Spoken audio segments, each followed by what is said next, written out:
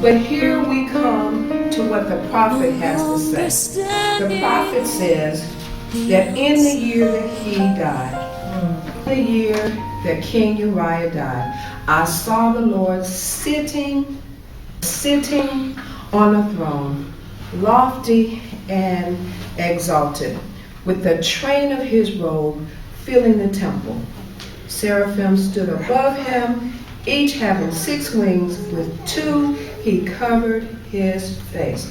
The first thing that I noted is that the Lord's temple was filled with the train. And the train represents the extension of a garment. Generally, when we get married, woman of God, the train comes behind us, and it indicates, based on the cultural and morals that you live in, your distinctions. We look at generals with all of their decorated purple hearts, their stars and stripes, and it indicates to people that they need to be recognized because they've had some major achievements in their life, and most people look at it as a badge of honor, a mark of some courage or valor or leadership. When you run out of places on your robe or your outer garment, the train holds the extended blessings of the Lord. And so here we have in this scripture that the train filled the temple.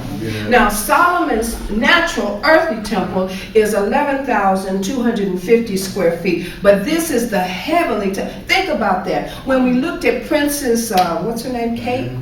Yeah. When she got married, I was watching, and the train did not fill the cathedral. Yes. And this says that the temple was filled with his glory. It even says that the seraphims had no place to sit. They had to hover. There was no place for them to go. It was so magnificent. Everything that is about God is so magnificent that you cannot just go in and sit down in his presence. I'm wanting you to get the picture that his glory is so magnificent that you can't just venture in any kind of way. There's no place for commonality. There's no place for the temporal. There's no place for you to come and be common with him. The glory filled the temple. Yes. And so the word then tells us that he had 2 wings to cover the face, which represents our identity. Our identity is covered up because of our insignificance in his presence. Yes. Our self-importance, our degrees, our associations, our church affiliations. I'm this and I'm that. I'm bishop this and I want to be that. I'm prophet this and I'm prophet that. No, we come into God's presence humble. Yes. We come into God's presence without any pretense. We come into God's presence knowing that everything in us is already seen. He's an omnipotent God, an omnipresent God, an omnipotent God, an all-knowing God who knows everything about us, our down setting and our rising up. He knows every thought we have even before we speak it. He knows where we've been. He knows where our feet have taken us, who we were with, and how long we were there, and what our plans were. He knows that there was an expected end for us. He knows that the outcome is already determined. He knows that what he has put in place for us, our eyes have not seen, our ears have not heard, neither has it even entered our hearts all that God has stored up for us. So in this particular point, our face have to be covered before we enter the presence of God. We cannot take our identities. We can't take Mama and them's prayers with us. We can't take what we think because we got a degree, because we know Bishop so and so, because we've been in church with Mama and them for 15 years and we've always gone. None of that matters when you go into the presence of God. You got to go in on your own merit. You got to go in because you've been on the floor. You got to go in because there's no pretense. You got to go in because you need to be naked. You need to go in because God, I need to be right here in you. I don't need nothing outside of this realm. I don't need nobody telling me what. I need only the presence of God leading and guiding and directing me on how to get in, how to stay prostrate, how to develop into what you have predestined me to be. That's it. And then the word says 2 wings cover the feet.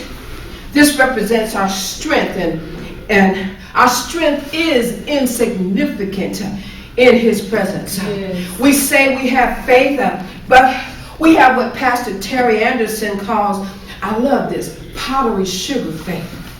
As soon as a drop of trouble comes our way, our faith dissolves.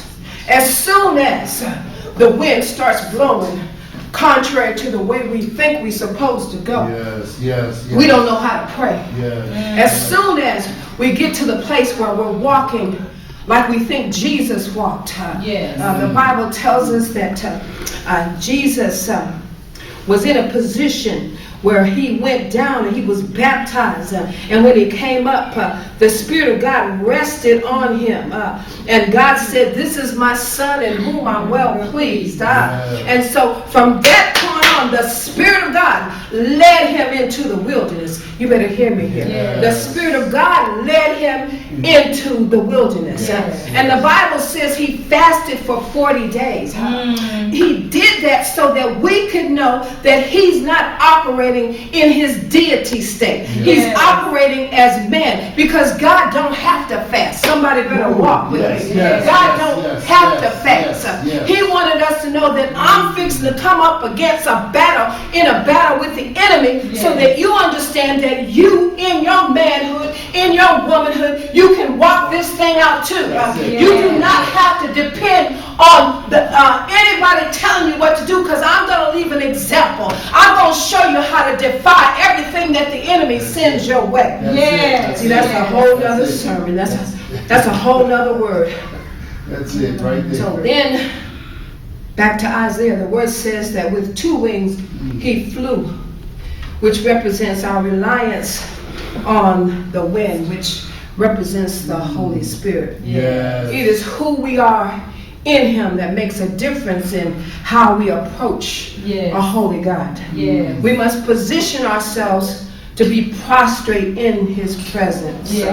Prostration prevents pridefulness. Getting as low as you can indicates your willingness to submit. In his glory, we always have to fall prostrate. The seraphims cried to one another, repeating, "Holy, holy, holy," indicating the Godhead, the triune God, the Father, the Son, and the Holy Spirit. All 3 of these have to be submitted to. Not just one part, but all 3 parts. If the Holy Spirit is giving you unction, you better move it the way he does. If the word of God that came out of Jesus' mouth is in the book, if we're people of the book, we have to be obedient to what the book says. Hello, somebody. The adoration was so loud that it moved the post. You didn't hear me. I said it was so loud that it moved the post. And this is different from being, there's a difference between moved and being shaken. When an object is shaken, the object moves around within itself, but it remains in the same place. But when the Spirit of God comes in, it'll move everything in you. It'll cause you to reposition yourself so that you can be obedient to where God's trying to position you. I love that scripture, Isaiah 54:16, in which God continues to put this in my spirit. I created the blacksmith to fan the flames and create the havoc in your life. Thank you, God, for the havoc. Thank you for everything I've been through. Thank you, God, because if I had not been prideful, I might not have had to go through it. But when you took me through it, God, it was so that I could be made whole. It was so that I could walk upright. It was so I could be a woman of integrity. It was so, oh God, when I open my mouth, there's a shift in the atmosphere. There's an awesome need to be prostrate before God. When he's conditioning you, when he's preparing you, when he's putting you through some tests so that you can become whole. He wants to position you. See, we always want to quote, "No weapon formed against you will prosper." But God says, "I formed the weapon. I formed it, so it can't harm you. It's for your making and not your breaking. Everything you're going through, can you say, I thank you for choosing me, God, to go through this thing. Thank you for knowing better what's in me than even I knew, God. I didn't know I had it in me until you pulled me out